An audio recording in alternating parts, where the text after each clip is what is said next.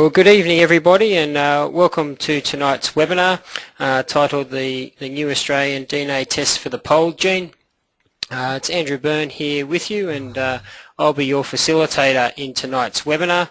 For those of you that have come across me, you'll be aware that I'm a technical officer within the Southern Beef Technology Services project, and I'm based in Armidale in northern New South Wales. Tonight we have two speakers that have come to provide some information with you.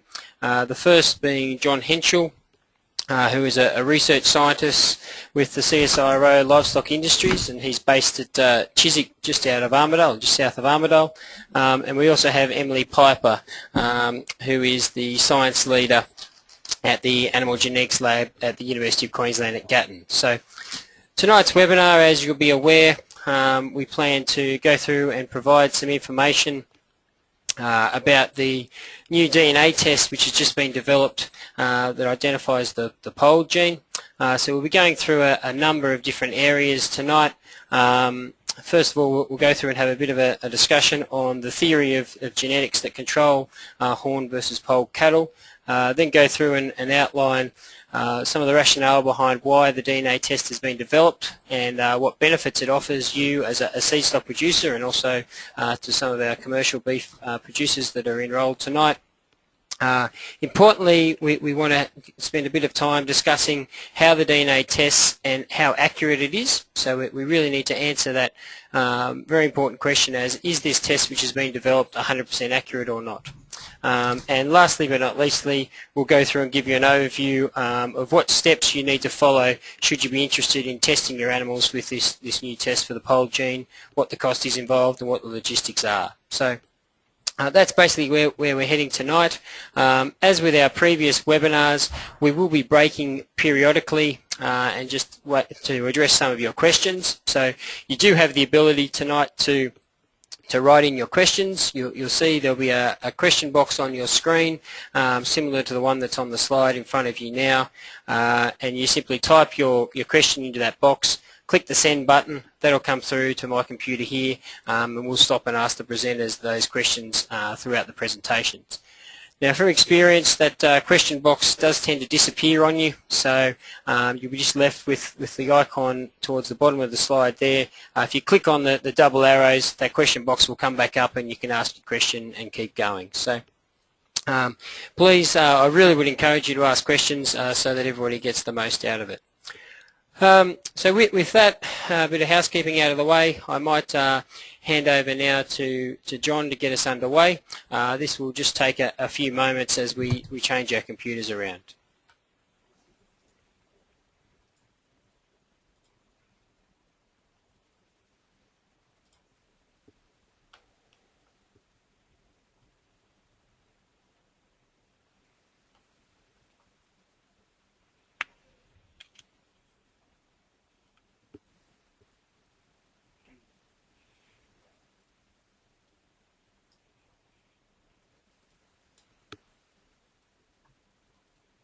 Andrew, is that okay? Yes, that should be up there now, John. You should be right to go. Okay, thank you.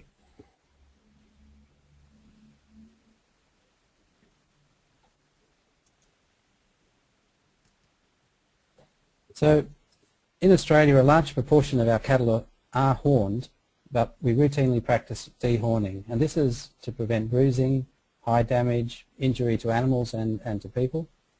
And it's recommended that dehorning take place at a young age. But this is quite difficult in extensive systems, so it's quite frequently carried out in older calves, where it's more labour intensive, and estimates of the cost range from 17 cents to 33 cents per calf. There's more pain, the wound takes longer to heal, is prone to secondary infection, and we even get mortalities from dehorning, and some estimates put that as high as $1.70 per weaner on average.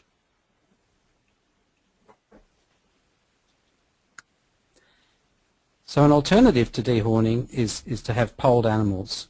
And we know, and we've known for a long time, that it seems that the horns versus polled is under the control of only a few genes. And in cattle of European origin, it is known that polled is dominant to horns. And I'll just spend a few moments explaining what I mean by that.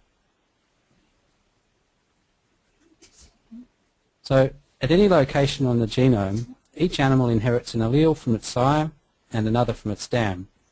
And sometimes those are additive. That is, if you have one allele, you get half of the effect of an animal that gets two alleles for a particular gene or location on the genome.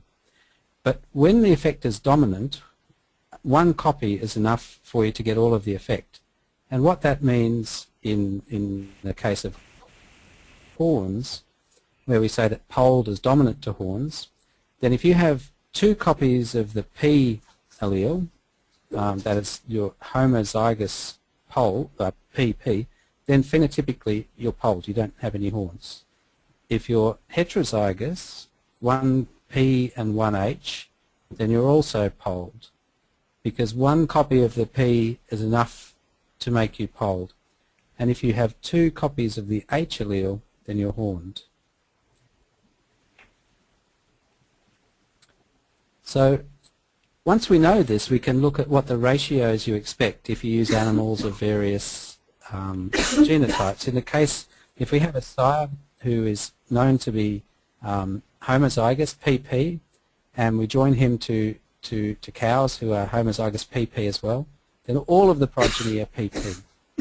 If we join him to cows that are heterozygous, so they have one P allele and one H allele, then 50% of the progeny will be homozygous PP and 50% heterozygous PH.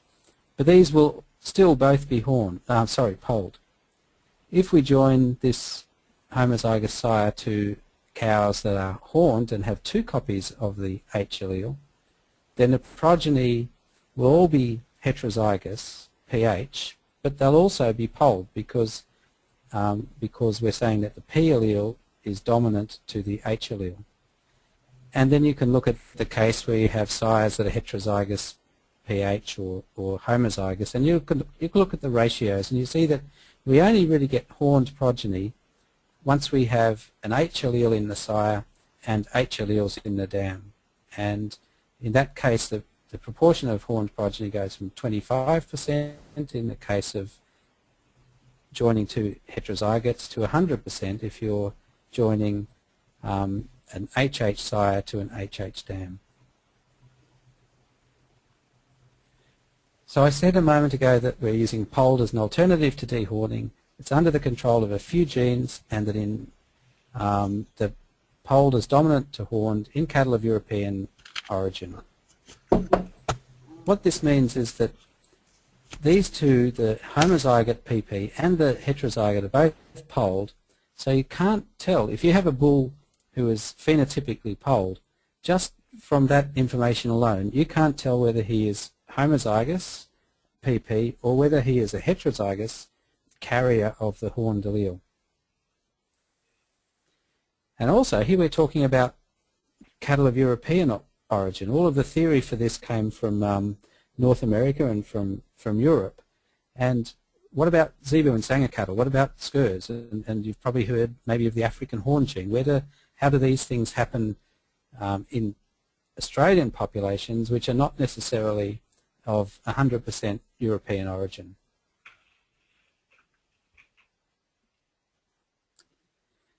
So the purpose behind this Beef CRC research was to find a gene test for polled to discriminate between carriers and non-carriers, but a test that works in Australian cattle populations, and especially the cattle in Northern Australia. We also wanted to identify carriers of any genes for skurs, and we wanted the test to be inexpensive. Andrew, I might just break for a moment there in case anyone has any questions before I lead into the results from the study that we've conducted. Thank you, John. We do have a few questions that have come in, and just while we start to address these, I would encourage anyone else that has a question just to send it in.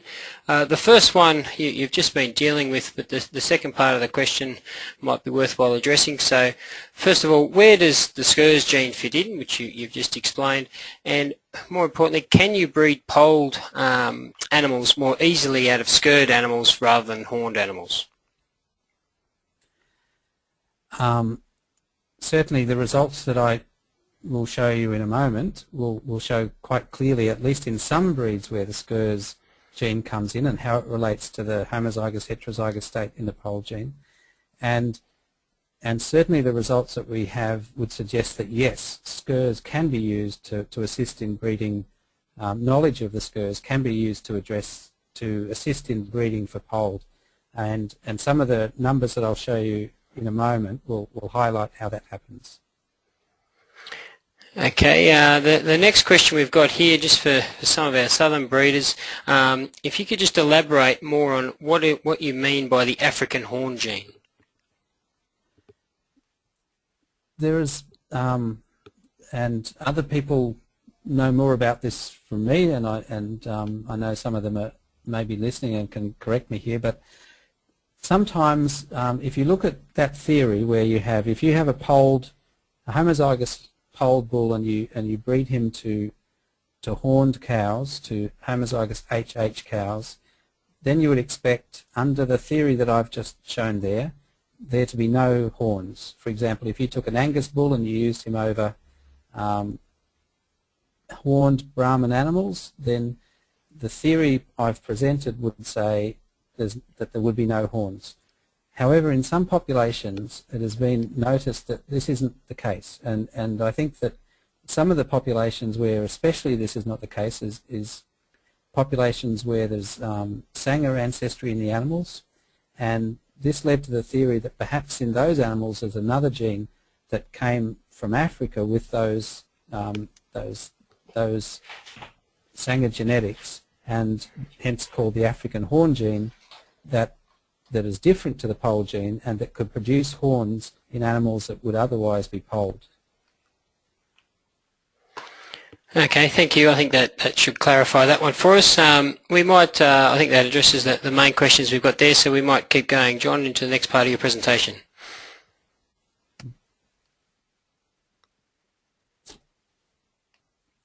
So the gene test, I said that we wanted a test for Northern Australia. So right from the start our focus was Brahman, and the marker test that we discovered was discovered in Brahman animals. Now subsequently we validated it in Brahman, Santa Gertrudis, Hereford, Droughtmaster, Limousin, Brangus, Tropical Composite. We looked in all of these breeds, in total over 1,200 animals, almost half of them horned, a bit less than that polled, and also a significant number of SCRD animals.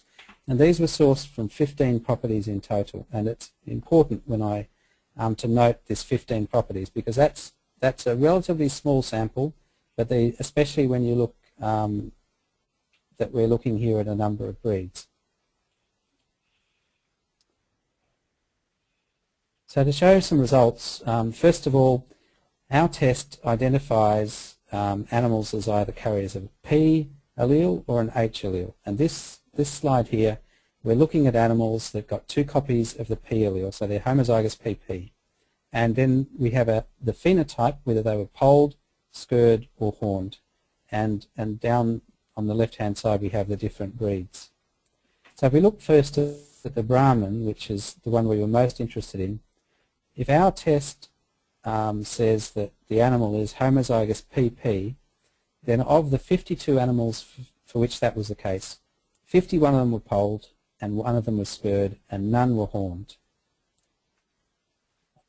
And if you look down the list of breeds, you can see that it has similar accuracy across most of the breeds we looked at. The exceptions are down the bottom with the Brangus and also especially the tropical composites, where of the 60 animals that were homozygous PP identified by our test, only 43 were polled. We had 8 with SCRDs and 9 with horned. And that could be evidence of the existence of this African horn gene, because these tropical composites all had some Sanger genetics in there.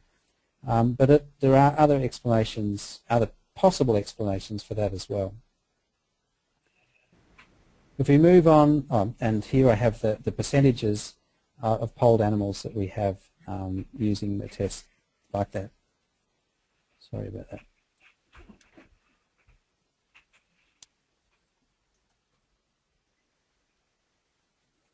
moving on to animals that our test shows to be heterozygous, with one copy of the P allele and one copy of the H allele. In Brahman, 177 were identified as heterozygous, and you can see that a very large proportion of those were scurred. Some of them were polled and some of them had horns, but most of them were scurred. But looking down through the different breeds, those ratios change a lot. In the middle there where you have, for example, the drought masters, half of them were polled, half squares, and none with horns.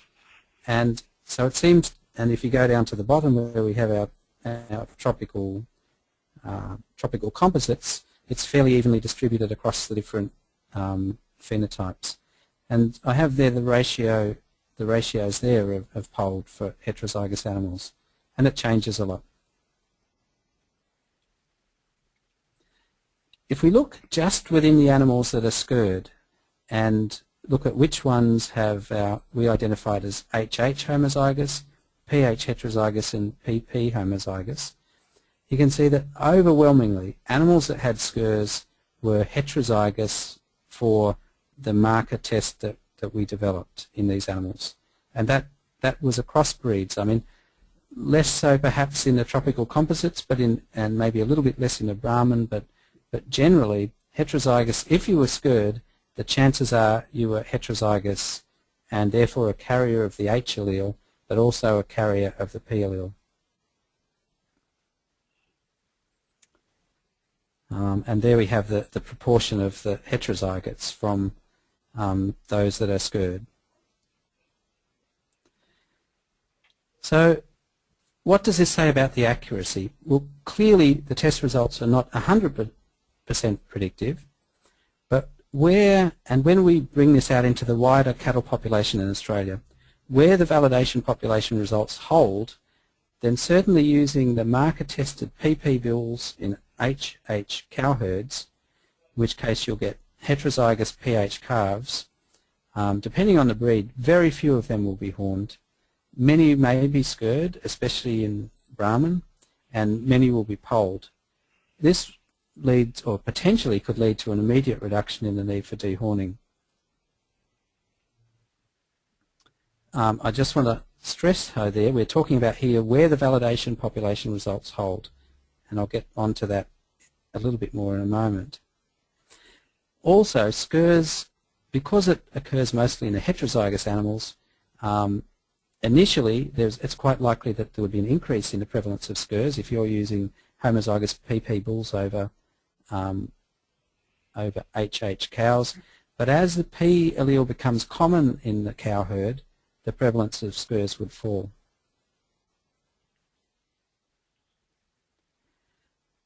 Now we come to the potential accuracy in the animals that we haven't measured yet. I have to say that in all breeds we need more validation samples, and especially we need them from a wider range of properties, because 15 properties to start with is quite a small number, and so we can't at this stage confidently extrapolate outside into the wider populations, probably in any breeds.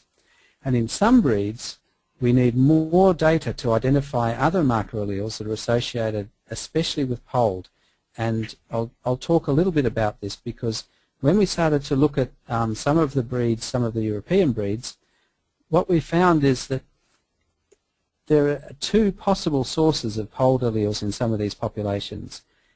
It could be that the polled allele came from an ancestral, let's say we're talking about something like a limousin. It could have come from an ancestral limousin, or it could have come from an Angus during a grading up process. And at the moment our test we just don't have enough information to be able to confidently pick between alleles that are, or animals that are polled because of ancestral genes from that breed themselves versus recent additions of Angus breed alleles that have come in, and the Angus alleles confuse our test and we can give incorrect results. Now we're definitely working on this very hard because we can see how the problem arises. We need to improve our test such that we can use information of the potential source of different alleles, and ideally even distinguish between them with the test itself, and work towards a more accurate test in the case where there are likely infusions of Angus genetics. So that's all I have for now, but I'll hand back to Andrew to answer some questions. Okay, thanks, John. We do have a few questions which have come in, mainly to do with your, well, first of all, the populations that you were doing in your validation. The first one relates to Hereford. Does the Hereford data that you put up there include polled Hereford animals? It includes both. About 50-50 the animals came from polled Hereford and from non-polled Hereford backgrounds. So it includes both of those. Okay, and one relating to Limousin is, were the Limousin that were in it French or were they pure? I'd have to hand that probably question over to someone else. Yes. The animals, I've looked at the data, and I've looked at some of the individuals, but John? But I'm not able to give you an answer on that question, I'm afraid. Yep. Yeah, of the 100 or so Limousin samples we've tested from individual breeders so far, all of them have had some proportion of Angus background. Right, okay. I guess with the answer to that one, if you'd like to discuss that further, it might be worthwhile contacting Alex McDonald, Limousin Society, and he should be able to provide you with some more details regarding that one, Mark. Moving on to the next question. This one just goes back to the start of your presentation. Actually, is there any difference using a polled bull to a polled cow to a horned bull versus a polled bull and a horned cow?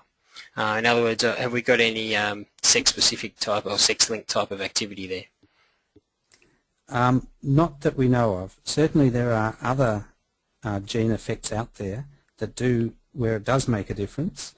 In the data that we have, generally in the validation population data, we don't know the source of the allele, although it would be probably fair to say that often the polled allele came from the sire rather than the dam, especially if they were in herds that were trying to breed for polled. But we, at the moment, don't have enough data to really give an answer on that. Okay. One other question here, this is relating to the influence of the Angus polledness. I suppose, wouldn't the influence of Angus polledness be only back one generation or so? In other words, after all, once that polled gene is gone, it's gone. Yes, that's certainly what we'd expect. And this is what we're looking at as we speak now. We're looking at the pedigrees of animals that have potentially the polled allele from them, and trying to work out, can we use that pedigree information, and especially if there's a chain back to an Angus ancestor and perhaps it was broken by a horned animal somewhere in the middle, is that enough for us to be able to then have confidence in our test? And that's exactly the sort of question that we are examining now. Okay, we've got one here.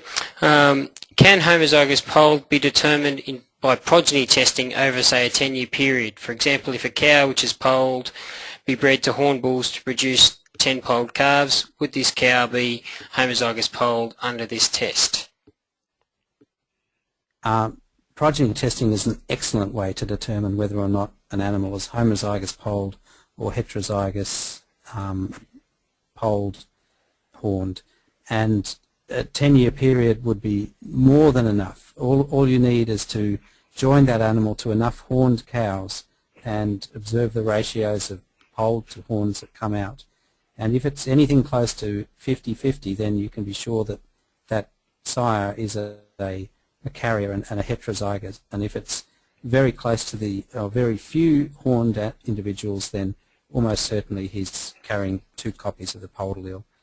And certainly if there are animals out there that we know are progeny tested and therefore we know whether they're pH heterozygous or PP homozygous, those animals are really valuable for us to test so that we're able to make sure that the results that we're getting from our marker test are consistent with those known progeny test results. Okay, we've just got two final questions here before we move on.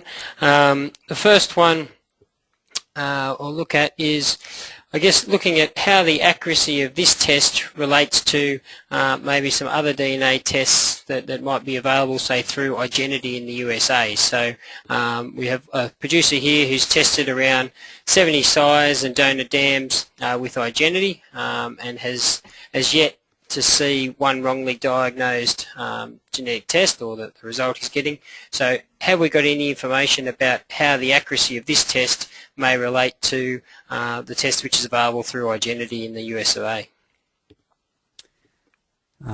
Emily may be able to comment further on this, but I think it's going to depend on the breed. On the tests where Igenity have validated their test and that they're confident to give a result, it may well be that our test is no more accurate than that test.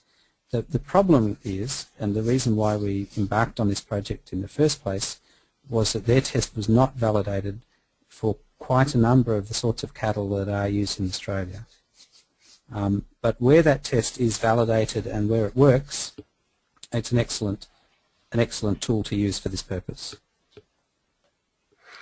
Okay, thank you. And the last question we'll have here before we move on is, if we can't yet extrapolate the test to other breeds that weren't used in the validation, then why is the test being offered at a fee to these other breeds before that kind of information is available? We can still give an answer. However, that answer would be conditional on that extrapolation working in that breed. We would like to be able to give results for all breeds, obviously, and which is why if you have a breed that wasn't in the validation population, we would encourage you to be talking to your breed society so that we can work out some way of getting that base information so that we are in a position to use the test in that breed. And now, I John, certainly wouldn't... Sorry? Yes, go ahead. Sorry, Emily here. I just want to add something that that we'll be genotyping all of those animals coming in, all of the industry sires coming in for the Beef CRC carcass traits 50 SNP chip validation project, which includes a couple of breeds like Charolais and Shorthorn that haven't been included in the initial polled studies.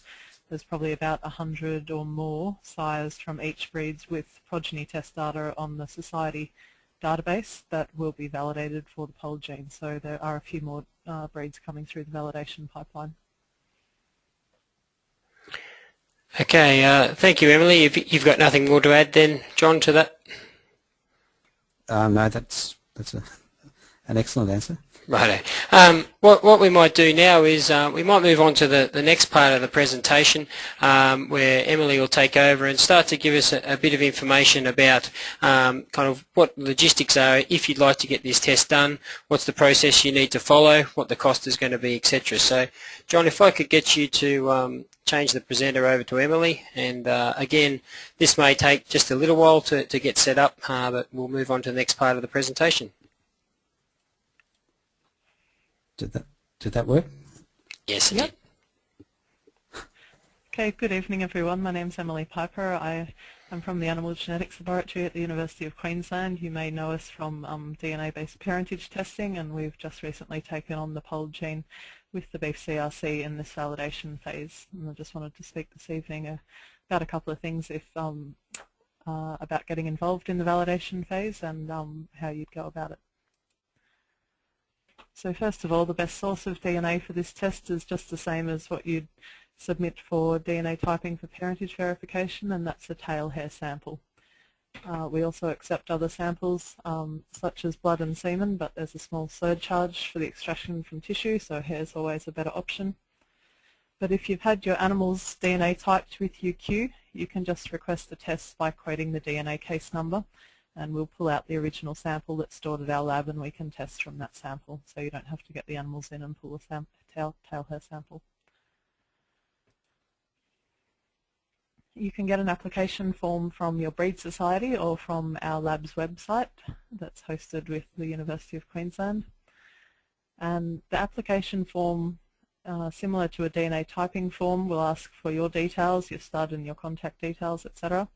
But it will also ask for the details of the animal to be tested, the name, ear tag, and whether the animal is polled, scurred or horned. I assume that most animals, well, the majority of animals coming in will be polled for this test, but and also whether the animal being tested has had any progeny on the ground and whether these progeny have been polled, scurred or horned. And it's very important information during this field validation phase.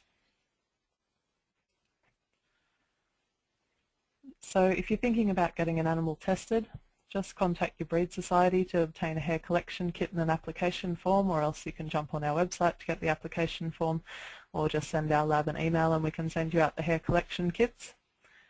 Pull at least 20 to 30 thick hairs from the switch of the tail, make sure they have nice big roots on the end, and pop them in the hair collection kit. Fill out an application form for every animal that's to be tested, and send the samples by post to either your breed society or directly to our lab.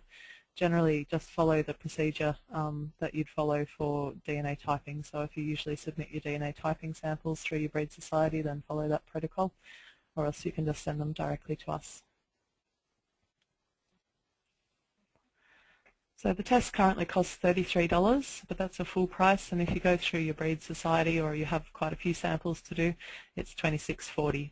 If you don't have a breed society to go to, just drop me or the lab an email so we can work out a discounted rate for you. But there's a surcharge of $22 for those semen or tissue DNA extractions. And just recapping on what John alluded to in his presentation is that we're not recommending testing for animals that have been graded up from Angus at this stage, just because the marker, we just need to find a better association between the alleles and the polled gene. And if we would obviously welcome samples submitted from animals that have been graded up, because that is obviously the best way we're going to refine this marker. But if you want to get samples tested, you're just going to have to wait a few months until we really work out the association with the Angus allele a little bit better. But if you have animals that have been graded up, we would welcome them if you want to get involved. So at the present time, the lab is running the tests about once a month, so you can expect results within 4 weeks of sending the sample. We just generally email the results back to you. If you supply your email address, we'll pop them in the mail. And the results certificate will contain a statement of the current accuracy across the breeds, which is around the 90% mark at this stage. But this will be updated during the field validation phase as more data becomes available for analysis, and we get a better idea of the accuracy within the individual breeds. I'd also like to put out a call for some additional samples for the field validation phase, such as if you have older cows or bulls that, as mentioned before, you know to be homozygous polled by progeny tests, that is, they've had a significant number of calves on the ground of which 100% are polled, or if they're known to be heterozygous polled by progeny tests, i.e. they've had a number of calves of which some are polled and some are horned. We want to test these animals. It will of course be free of charge, but it will help us immensely with validating the marker in the wider population. So if there's any questions on what I've just gone over. Okay, thanks Emily. There is a couple along those lines. The first one is probably just where you finished off, but what is the point of breeders testing cattle they know to be heterozygous polled? It's a cost that will only benefit you in determining the accuracy of the test. So if I'm interpreting your last slide there, you're saying that if you do know that they're definitely heterozygous polled, that you can send those in by liaising with you, and that'll be offered at no cost as a means of validating the test. Is that the correct interpretation? Yeah, that's right. Yeah, if you know you have a heterozygous polled animal, of course you wouldn't pay for the test. We're just asking if you have animals of known progeny test phenotype like that, it would help immensely if we have access to that data for the validation phase, and that will be free of charge, of course. Okay, the next one is, can you do the homozygous polled test out of the sample that you would have sent in, I think, for the F94L in the case of Limousin? I think, or do they need to resubmit a sample is I think the question. No, when you got your F94L results back, it will have had your qDNA case number assigned. You just quote that number when you ask for the polled test, and we'll pull the sample out of storage and test that, provided there's enough sample left. Okay, and can an animal's status change as more details become available? In the case of a few Limousin samples we've already tested, yes, because we've found that there are other alleles from the Angus background segregating with the polled gene, in which case some of the results certificates I've issued, and I've spoken to individual producers about this, that we will be revisiting that data because it's become clear to us that the association is not that clear-cut in a couple of these populations, but once we finish this validation phase, the actual genotype of the animal won't change. It's more the interpretation of the association. Okay, the next one is with a new breed, or a breed that we haven't got validation results on, how long or how many samples would we need to get an accurate test, or an idea of the accuracy of the test for homozygous polled? I can't really comment on that, John. What would you think would be a ballpark figure? I think if you look at the numbers we used in the original validation, we'd want those sort of numbers to start with. Mm-hmm. So we'd probably be looking, and ideally we'd also get some horn samples as well, because mm-hmm. if we only had polled animals, then we mightn't know the full extent of the alleles associated with horns. So ideally you'd be looking at a sample of perhaps 100 animals across as wide a background as possible, but certainly not just from one place. And you would be, ideally you'd have maybe a third polled, a third scurred, and a third horns. Okay, thanks, John. That question just came from a blonde Aquitaine breeder who has a homozygous polled cow that they know they've got to submit DNA on, and a few other animals there. So perhaps it might be an idea for that breeder to get in touch with Emily and start to work on the blonde Aquitaine breed. Yeah, just send me an email. The next question he relates to, if they've sent hair samples to Pfizer to do with parentage verification, can you use that DNA information, or do they need to resubmit DNA directly to you? Yeah, Pfizer won't hand over the sample to us. You can either resubmit a new sample to your queue, or you can wait until the test becomes available to Pfizer, and that will be, I'd say, within the next 6 months. Right, okay. We'll pull up for questions in a second here, but one here just relates to if you've got embryo full siblings, do you have to test them all, or can you just test one? As in twins? No, I think it's just looking at within a embryo program. Yeah, you've got full siblings there, so just a number of embryos from the one ET program. No, you'd have to test both of them. Correct, yeah. I think that'd be the case, certainly, for those ones.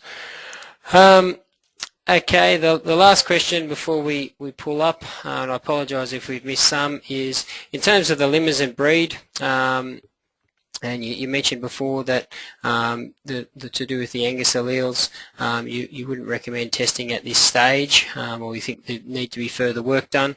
Do you have a timeline when you think it should be available again?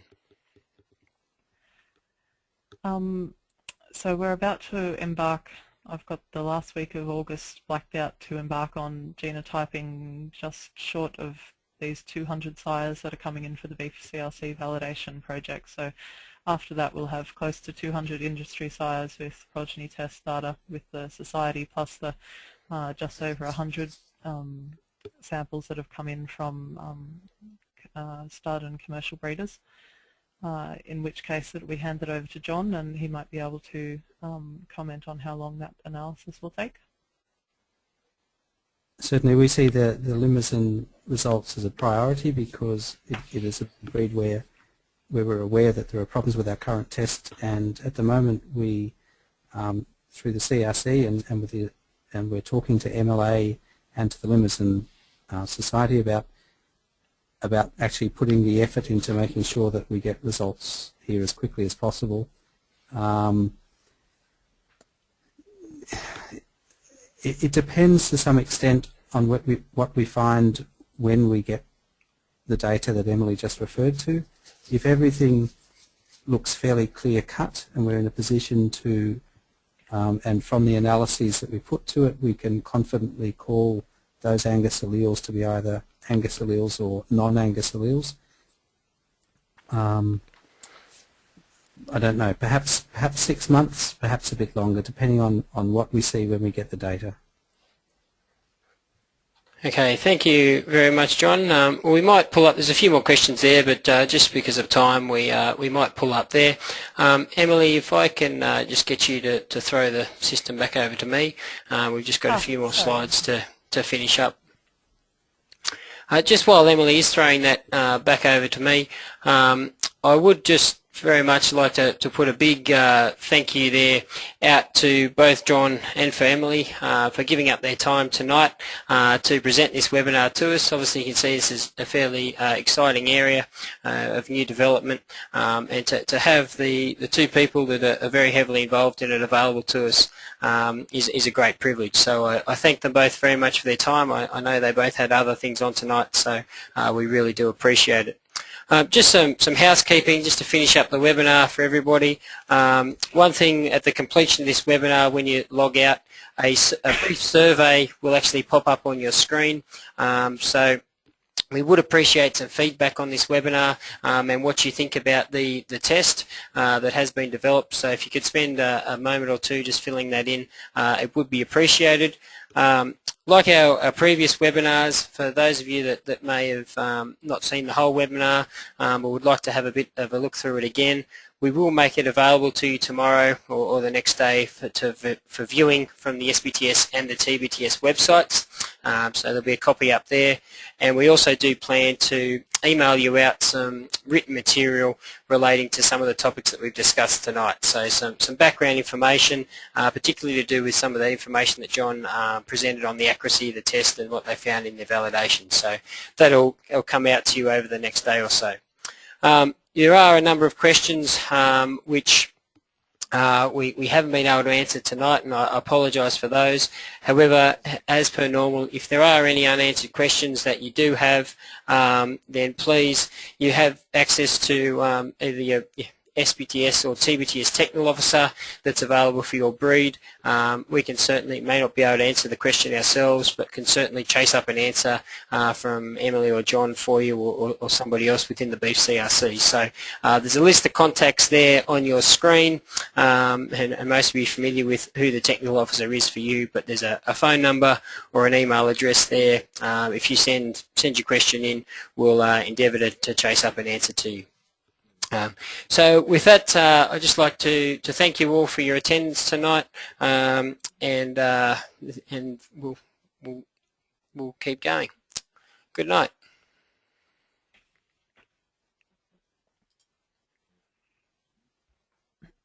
Thanks, Andrew. Thank you very much, John and Emily. No worries. See you later.